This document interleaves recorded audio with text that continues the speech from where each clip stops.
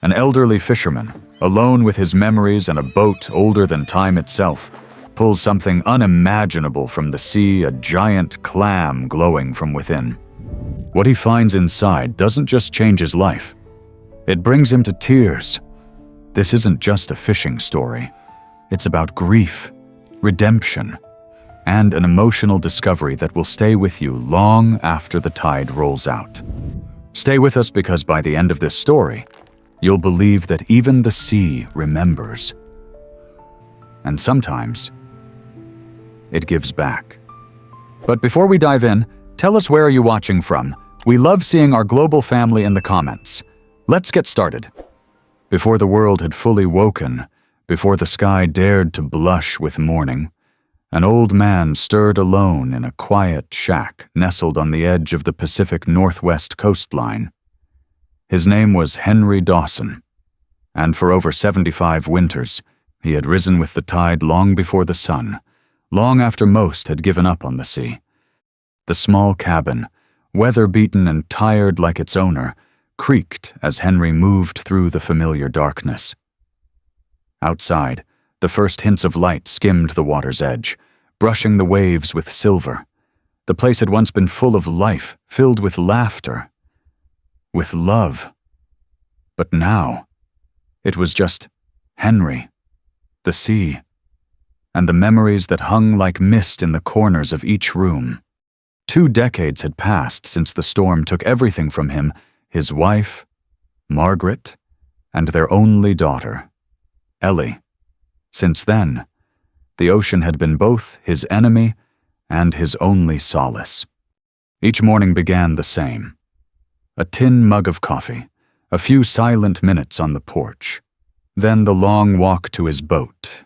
The Ellie rose, tied just where the beach curved and whispered its secrets to the rocks. He never expected that this morning would change his life forever. The morning air was thick with salt and silence as Henry Dawson walked the worn path to the dock, his boots sinking into the wet sand with each step. The tide had come in strong overnight, leaving the beach damp and littered with seaweed. Gulls called out overhead, wheeling lazily in the pale sky. His boat, the Ellie Rose, bobbed gently in place, her paint peeling in long strips like old parchment, but her frame still strong. Henry touched her railing like one would touch the shoulder of an old friend quietly, reverently. He went through the motions like clockwork, untying the moorings, checking the nets, starting the engine. The familiar chug of the motor hummed in his bones. It was the same route he'd taken for years around the headland, into the deeper waters where the fish gathered thickest this time of year. He didn't speak, didn't hum, didn't even whistle like he used to. These days, it was all about rhythm, cast, wait, haul, repeat. But something was different that morning. It started with a feeling, not a sound, not a sign, just a quiet tug in his chest, like a thread being pulled gently by invisible fingers. He told himself it was nothing. Maybe a memory. Maybe the shift of the season in his blood. Yet as he steered the Ellie Rose closer to the shadowed cliffs that bordered the deeper waters, the pull grew stronger. Most men avoided the rocks near Halberd Point. The water churned oddly there, swirling in tight, unpredictable spirals that had split more than one hull. But Henry knew these waters like he knew the lines on his hands. He could read the sea's moods.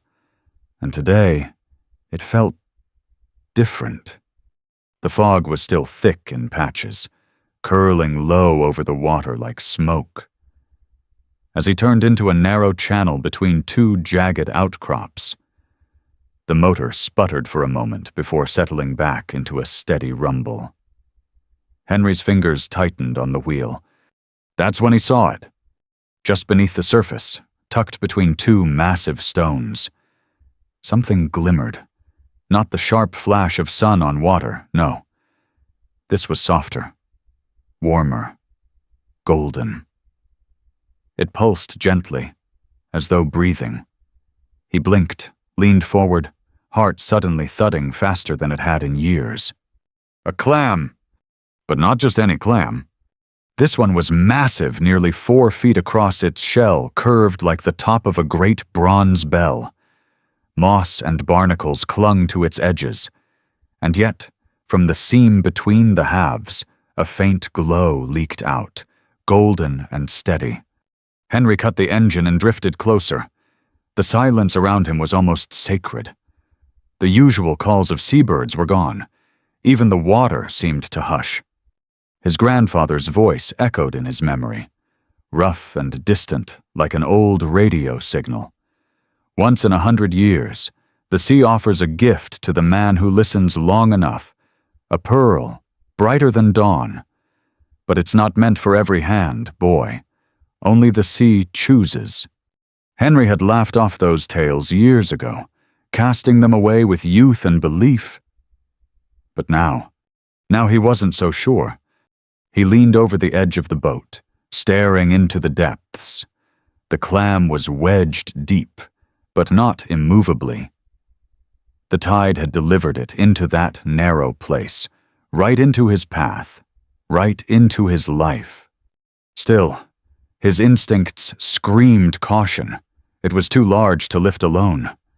The surrounding rocks were sharp, and the movement of the tide could dash his boat against stone in seconds.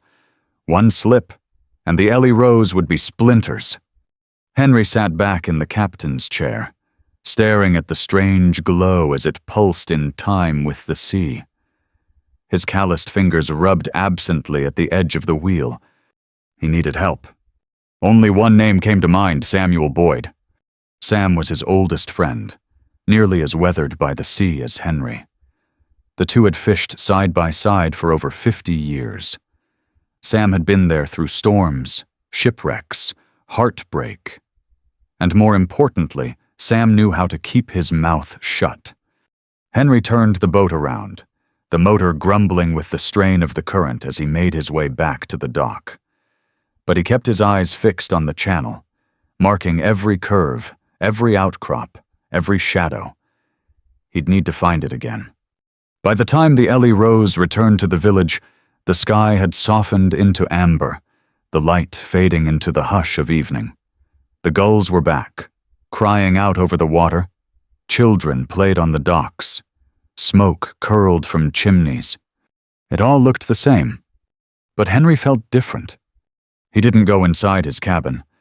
Instead, he walked to the edge of the dock and waited, staring out toward the darkening sea. Sam came not long after, his frame tall and broad despite the years, his beard a silver streak against tanned skin. Without a word, he sat beside Henry. The silence between them wasn't awkward, it was familiar. When Henry finally spoke, he kept his voice low, like if he said it too loud, the sea might take it back. He told Sam everything. About the clam, the light, the legend, the feeling. Sam didn't laugh, didn't doubt.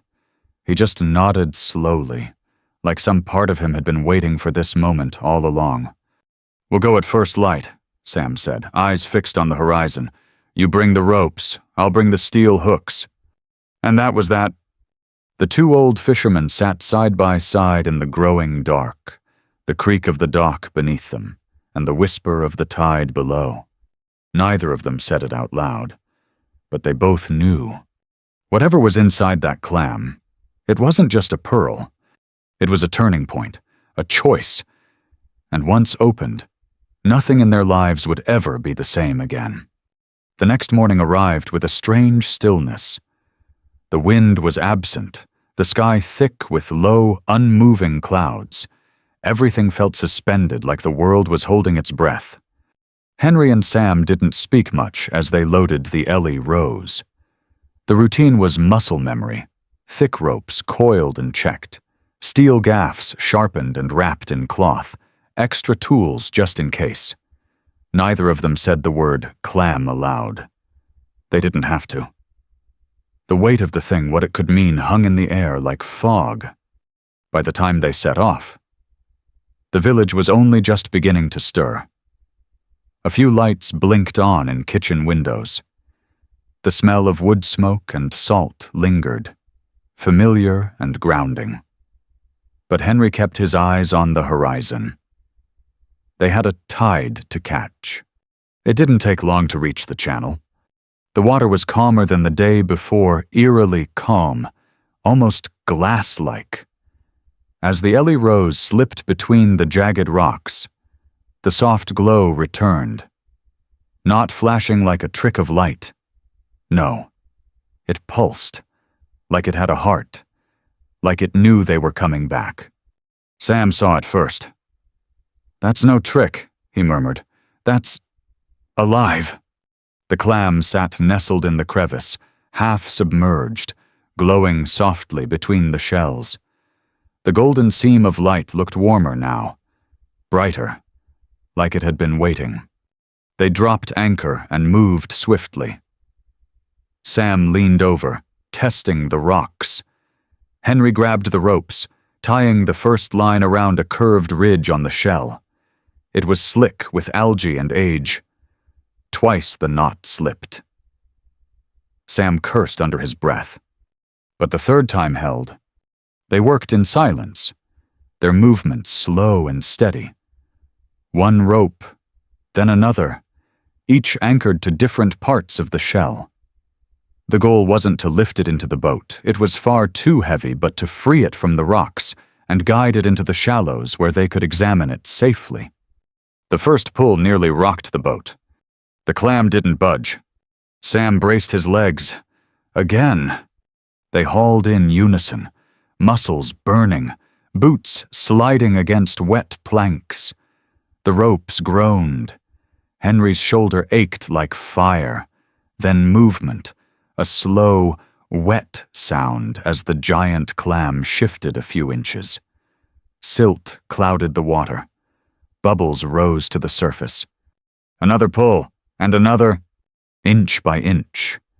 They pried it loose, the glow between the shells growing with every movement as if whatever was inside was waking up.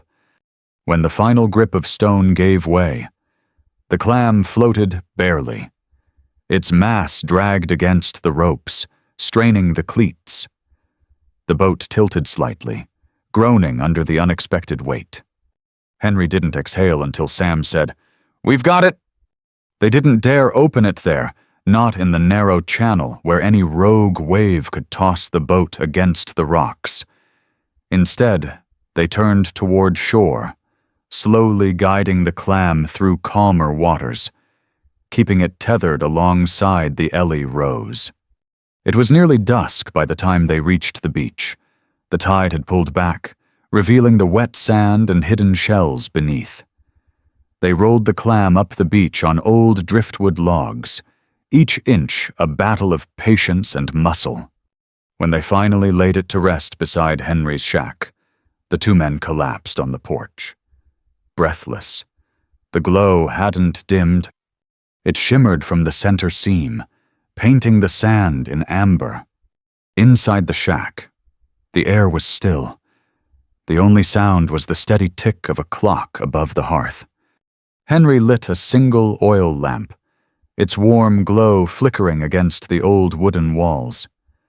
The clam sat in the center of the room, wrapped in a thick tarp, its light now muted but ever present like something divine waiting to be revealed. Sam broke the silence. "We have to see what's inside." Henry nodded slowly. "Yeah, we do." They moved like men about to do something sacred. Henry took the heavy pry tool from the drawer where he kept his crab knives. Sam readied a small hammer. They knelt beside the shell. The golden light now spilled from beneath the tarp, painting their weathered hands in warm, ghostly hues. With a deep breath, Henry slipped the edge of the pry bar into the seam. The metal touched the shell with a sound like a whisper. "Then pressure." Slowly, carefully. The shell resisted, groaning as if it hadn't been opened in a century. Then, with a soft crack, it gave. The light that poured out wasn't blinding. It was beautiful. Soft, warm, alive. Inside the clam sat a pearl the size of a grapefruit, perfectly smooth. It glowed with a hue Henry had never seen, a color not quite gold, not quite rose, not quite anything known. It shimmered like the dawn itself. Sam's breath hitched. "My God!" Henry didn't speak. His throat clenched, his chest tightened, his eyes filled. And in that moment, he felt everything at once, the weight of the years, the loss, the storms, the quiet dinners for one, the echoes of laughter long gone. And now this gift, this impossible beauty. His hands trembled as he reached out, not to take, but to touch, gently, with reverence. The surface was warm. Tears slipped down his cheeks, unnoticed. He didn't cry because it was valuable. He cried because it meant something, because for the first time in years, he felt chosen, not forgotten. Sam placed a hand on his shoulder. He didn't speak. He didn't need to. Together, the two old men sat in silence as the golden glow filled the room, washing over old memories, regrets, and scars, and somehow making them feel whole again. The days that followed passed like shadows across water, quiet, steady, but never still. Henry Dawson had lived most of his life wrapped in the rhythms of tide and time. But ever since he and Sam had opened the clam and found the pearl glowing like a captured sunrise, those rhythms had shifted, subtly, at first. He no longer woke before the sun. He sat longer on the porch with his coffee, letting the warmth soak into his hands. He caught himself staring at the horizon, thinking of things he hadn't let himself feel in decades. Things like wonder, or hope, or purpose. The pearl, wrapped carefully in thick linen, rested inside a wooden box he kept under his bed. It wasn't locked.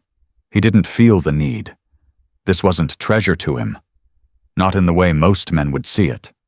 It was a memory made real, a moment made solid, a promise. Maybe, at night, when the world outside fell silent, he would sometimes unwrap it just enough to let the glow spill into the room. It wasn't bright, not like fire. It was soft, like the first rays of morning sun through a fogged window. It filled the cabin with a peace he hadn't known since before the storm took Margaret and Ellie. He didn't tell anyone else. Not yet. Sam came by every other day. He never asked to see the pearl again. He didn't need to, just sitting on the porch with Henry, trading quiet stories and sipping bitter coffee, was enough. They didn't speak of what they would do next. Not really. That decision sat between them, unspoken, but waiting. But word has a way of slipping through the cracks like wind beneath a door. Henry first noticed it at the dock. A young man he didn't recognize stood too long near the Ellie Rose, his eyes scanning the boat like he was taking inventory. He didn't say a word, just nodded stiffly when Henry passed. Later that day, the grocer's boy, barely 16, asked him, "You catch anything strange out there last week?" "Mr. Dawson." Something big. The question was innocent, but the way his eyes flicked toward Henry's shack wasn't. That evening, Sam arrived with a set to his jaw Henry hadn't seen in years. "They're talking," he said, settling heavily into the porch chair. "Somebody saw us dragging something in off the beach. Might have been a shape. Might have just been the glow." Henry didn't answer right away. He stared out over the water, the light sinking behind the trees, painting everything in long, golden shadows. "I thought we could keep it quiet." He finally said, "Thought maybe the world would let us hold on to one thing without turning it into something else." Sam let out a soft breath, The world doesn't know how to leave beauty alone anymore. They sat there, side by side, as the wind picked up. In the distance, the first stars blinked awake. Henry's fingers tightened around his cup. I don't want to lose it. Sam, not just the pearl, the meaning of it, the quiet it gave me. Sam nodded slowly. Then maybe it's time we think about what keeping it really means. The next morning, Henry walked into town. He hadn't done that in weeks. His presence drew more eyes than usual. Some folks offered him smiles that didn't quite reach their eyes. Others turned away quickly, pretending not to have seen him. The whisper had turned into a murmur. At the hardware store, two men he barely knew paused mid-conversation when he entered. He could feel their stares like cold wind on his neck. He left quickly, hands shaking, not with fear, but with anger. Not at them, at himself.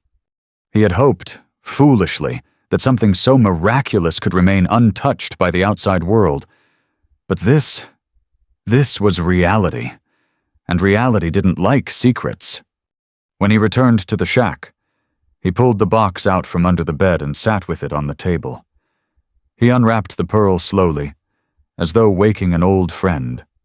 It was still beautiful, still warm, still humming softly, like a living thing. But for the first time, Henry noticed something else. It didn't feel like his anymore. It felt like a story meant to be passed on, not buried beneath linen and floorboards. That night, Sam came by as usual, and Henry told him, I don't think I can keep it. Sam? Not like this. Sam didn't look surprised. He just sipped his coffee and gave a quiet grunt. I figured you'd come to that. But I don't want to sell it, Henry continued. Not to someone who'll lock it in a vault or wear it around their neck like a trophy. Sam leaned forward. Then don't. We give it to someone who understands it's more than money. A museum, a university. Somewhere it'll be safe. Protected, honored. Henry stared at the pearl as its light bathed the wood grain in gold. Do you think it'll still be mine if I give it away? Sam's voice was softer now. You found it. The sea gave it to you. Nothing changes that. Henry nodded. And for the first time since he'd opened that clam, he felt lighter. Not because the burden was lifted, but because he finally knew what to do. That night, he didn't hide the pearl away. He left it on the table, unwrapped. Its glow filled every corner of the shack. It touched the photographs of Margaret and Ellie, faded in their frames. It touched the walls and the windows and the old fishing gear hanging silently from the beams. It felt like goodbye, but not in a sad way, in a way that said, you were part of something beautiful. Now let it go. And somewhere in the hush between midnight and dawn, Henry Dawson smiled for the first time in a long time. By the time the first faint blush of dawn colored the horizon, Henry Dawson was already awake. He hadn't slept much, not from anxiety, but from clarity. His decision was made. The pearl, his miracle. His memory could no longer stay hidden. Not in a village where whispers bloomed faster than wildflowers. Not in a world where eyes were beginning to linger too long on his shack, and strangers had started appearing at the edge of the dock with curiosity that felt more like hunger. It was time to let it go, but not just anywhere. He remembered a museum in the city, tucked away near the harbor. Margaret had taken him there once, long before the storm, before the loss, before he'd become a shadow of himself. It wasn't a grand place with marble halls and velvet ropes. No, it was simple, honest. It held artifacts from fishermen past nets woven by hand, carved scrimshaw passed down generations, stories from the sea etched into glass cases. He remembered thinking back then, this place doesn't just keep things, it remembers them. That was where the pearl belonged. Henry spent the morning in preparation. He wrapped the pearl in layers of linen, then tucked it inside an old canvas bundle that had once held nets.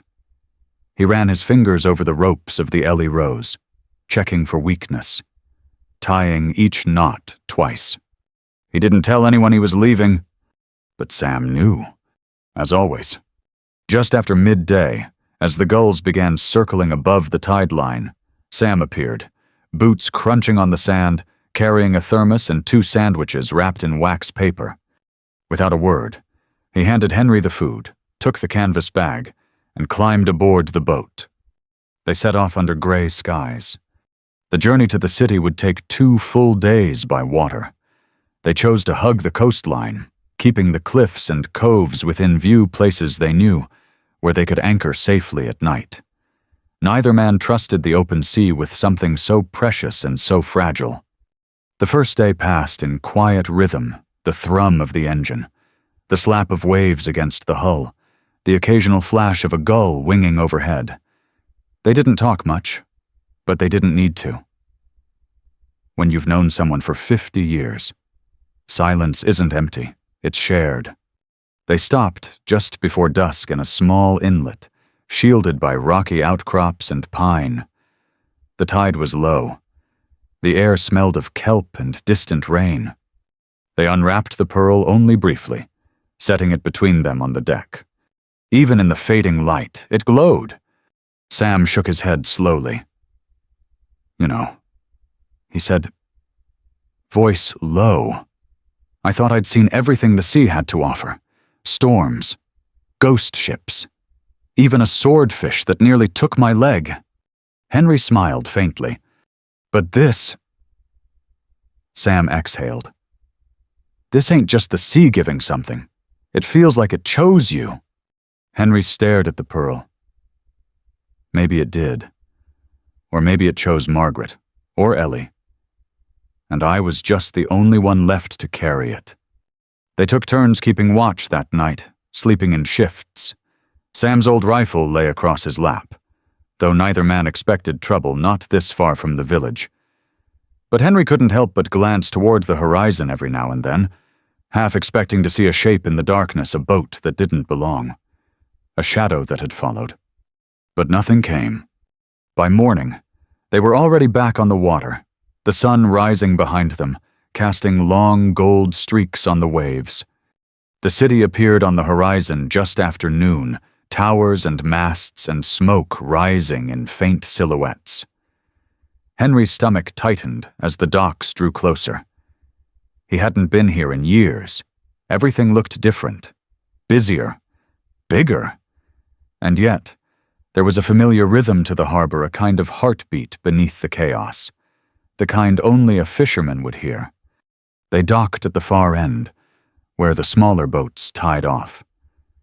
A man waited there, tall, slender, in a dark coat. The museum curator. He said little, only nodded, and guided them to a side building near the water. It was quiet there, away from the noise of tourists and workers and clanging metal. Inside, a heavy table stood beneath a skylight. The curator gestured gently. Henry hesitated. His hands trembled slightly as he unwrapped the bundle layer by layer, linen by linen, until the pearl was revealed. Its light filled the room, golden and warm. Even the dust in the air seemed to pause. The curator stepped back. Breath caught. "It's real," he whispered.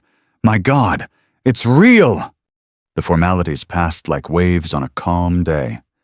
The curator spoke of preservation, of display cases, of history. He offered a sum enough for Henry to live comfortably for the rest of his days, with extra to rebuild his boat, or his roof, or whatever he chose. But Henry barely heard him. He just kept looking at the pearl, this thing the sea had offered, and the world had almost taken. Then, quietly, he asked one thing. "Don't lock it away. Let people see it. Let them know. It came from something deeper than the ocean. It came from a man who lost everything and somehow found a reason to keep going." The curator nodded solemnly. "We'll do more than display it. We'll tell your story." And with that, it was done. As the Ellie Rose cut through the harbor waters on the return trip, Henry sat in the stern, wind brushing his weathered face. The pearl was no longer in his hands, but something else was. Peace. For the first time in years, the weight he'd carried, the grief, the silence, the solitude had eased. The sea had given him something miraculous, and by letting it go, he had reclaimed something even more precious. His place in the story. The sea was quiet on the voyage home, as if it, too, understood what had just taken place. Henry Dawson sat alone near the bow of the Ellie Rose, one hand resting on the wooden rail, the other in his lap, fingers loosely curled around a small cloth scrap, the last piece of the pearl's wrapping he hadn't let go. The pearl was gone, left behind in the city, beneath a glass dome and soft lights, where it would shine for generations to come. But Henry's chest ached with a silence deeper than he expected. For it wasn't regret. No. That part had passed the moment he'd seen the curator's eyes widen with wonder, the same way Henry's eyes had widened that night beside the fire, when the clam's shell cracked open and revealed something that felt like hope. This ache was different. It was the ache of goodbye. The village came into view late that afternoon, the rooftops low and familiar, the dock stretched out like an open hand. Henry thought he might feel relief returning home. But as the boat nudged gently against the pier and the creak of the mooring ropes echoed in the salt air, he hesitated.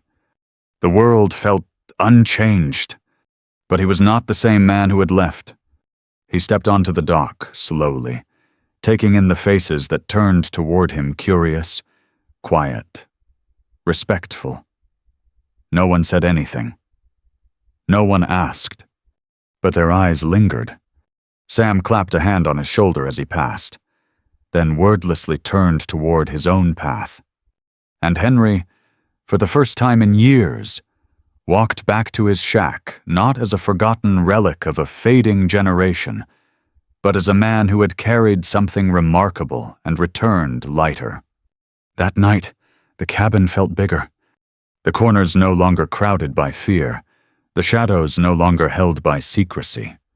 Henry sat in his wife's old rocking chair on the porch, sipping coffee gone cold, listening to the gentle hush of the tide just beyond the sand. The sound wrapped around him like a lullaby. He looked towards the horizon and whispered, as if Margaret and Ellie might hear, "It's done." A breeze stirred through the long grasses, brushing against the wooden steps like a hand across his back. Maybe it was the wind, or maybe it was them. But the story wasn't done yet. The next morning, Henry was walking the beach when he saw her, a girl maybe 10, maybe younger, kneeling by the water, digging through the sand with both hands. Her hair was tangled in the wind, her boots far too big, flopping with each movement. Beside her stood a woman, likely her mother, arms crossed against the chill, watching with soft patience. Henry might have passed by, as he always had an old man with old habits and little use for chatter. But something in the girl's focus stopped him. She looked hopeful, curious, like he once had. He approached slowly. "You findin' anything out here?" The girl looked up, startled at first, then grinned. "Not yet, I'm looking for sea glass. Or maybe a lucky shell." Henry chuckled. "A lucky shell? Huh. You think the sea gives out luck?" She nodded. "Mama says the sea gives back to those who treat it kind." Henry's smile faded into something softer. "Your mama's wise." The woman stepped closer. "Sorry, sir. She talks to everyone." "No trouble," Henry replied. "It's good to talk." The woman hesitated. "Are you Mr. Dawson?" Henry raised an eyebrow. "We heard," she continued gently, "what you found. The museum. They're calling it the Dawn Pearl. said it was found by a fisherman from our village. The girl gasped. Wait, you found the glowing clam? Henry blinked. He hadn't expected anyone to speak of it so openly. Certainly not with awe. Certainly not with gratitude. Suppose I did, he said softly. The girl beamed. That's so cool. And before he could reply, she ran off toward a pile of driftwood, still scanning the sand like she might find one of her own. The mother lingered. Thank you, she said simply. I've lived here my whole life. This place, we don't get many stories like that. You reminded people that we're part of something bigger. Henry swallowed hard. Those words pressed deeper than he could show. She offered a nod, then followed her daughter. And Henry stood there, staring at the spot where the girl had knelt. The tide was rising, wiping away her footprints. But her words remained. The sea gives back to those who treat it kind. That evening, Henry did something he hadn't done in years. He pulled out a journal. It was leather-bound, old, the pages still clean. Margaret had given it to him the year before she passed, urging him to write again. He opened to the first page, hand trembling slightly, and began. The sea does not forget. I once believed it had taken everything from me. But perhaps it was only ever holding it, waiting for the moment I was ready to receive it again. He paused, then smiled. And he kept writing. Henry Dawson's days changed after that. Children came by the dock to ask about the clam.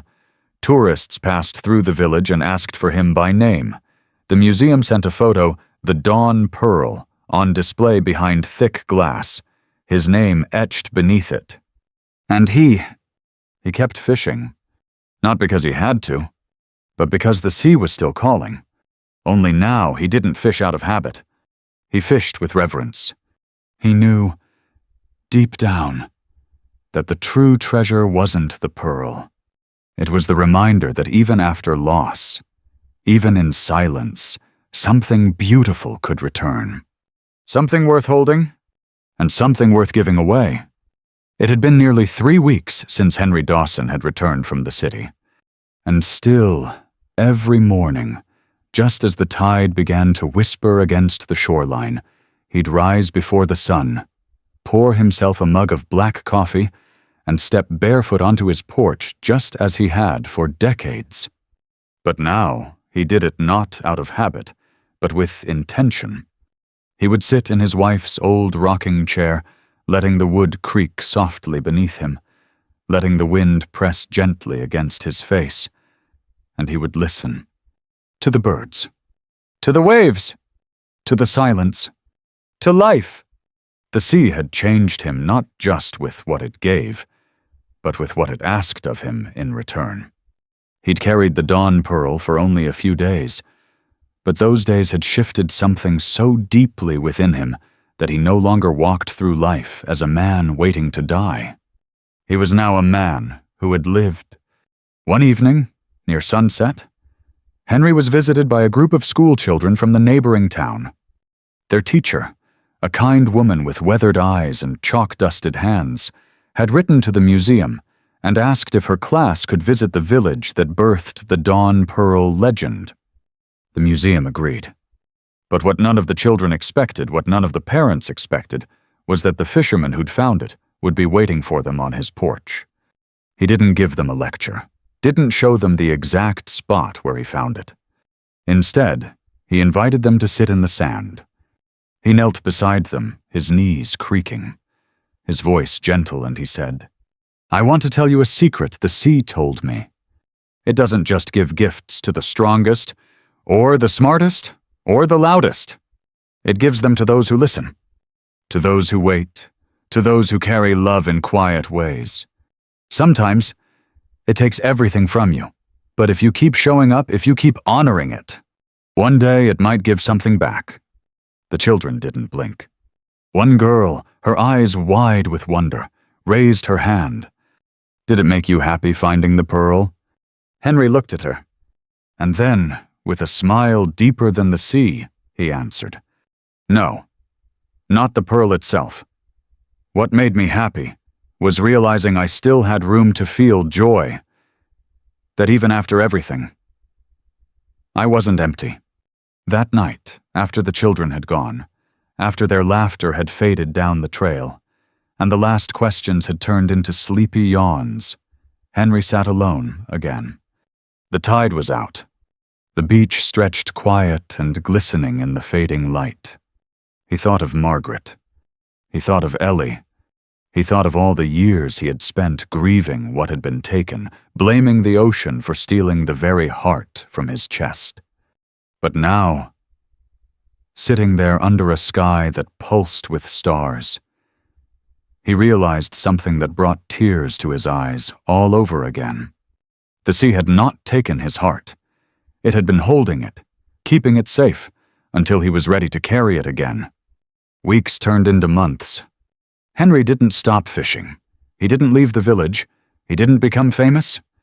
But his story did.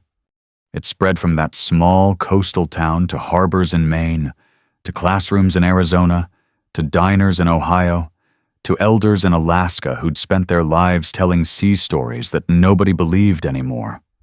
And for the first time in decades, people wanted to believe again. Not because the pearl was worth millions, but because something about the way that old fisherman lived and let go reminded people of something far more valuable than gold. It reminded them that even when life cracks us open, even when we're tossed and torn by the waves, even when we think the best days are behind us, there is still wonder left, still beauty, still light, still one more sunrise waiting just beyond the fog. One final morning long after the tourists stopped asking questions, long after the last whisper about the pearl had quieted, Henry stood at the edge of the dock, a letter in his hands. It was from the museum. Inside was a photograph, the Dawn Pearl, now the centerpiece of their coastal wing, resting beneath a perfect beam of light. And below it, a plaque. The words carved into it were simple. Srom. Donated by Henry Dawson. In memory of Margaret and Ellie. A gift from the sea, a gift returned. Henry folded the letter, slid it into his pocket, and looked out over the water. A tear rolled down his cheek. But this time, it wasn't from grief. It was from completion. He had done what he came into this life to do, even if he hadn't known it until the very end. And as the waves rolled beneath the dock, endless and eternal, Henry Dawson whispered, "I'm ready now." And the sea, soft as breath, answered with a breeze that danced through the grass and rustled the old boat's sail. Sometimes the greatest treasures the world has to offer are not the ones you keep, but the ones you find the courage to let go of.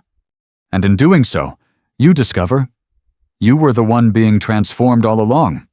As the last light faded beyond the tide-worn cliffs, Henry Dawson poured himself one final cup of coffee and stepped out onto the porch not to chase another pearl, but to pass on a story for every widower still holding on, for every old soul who thinks their best days are behind them, for anyone who has ever loved and lost, and wondered if the sea would ever give something back. The fisherman, once broken by grief, became the man who let light return.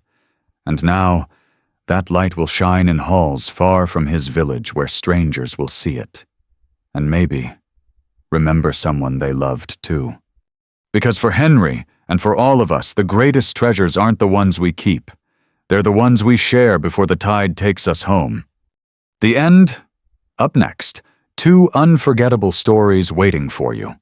Click to continue this journey, and don't forget to hit subscribe if you believe some stories are worth remembering.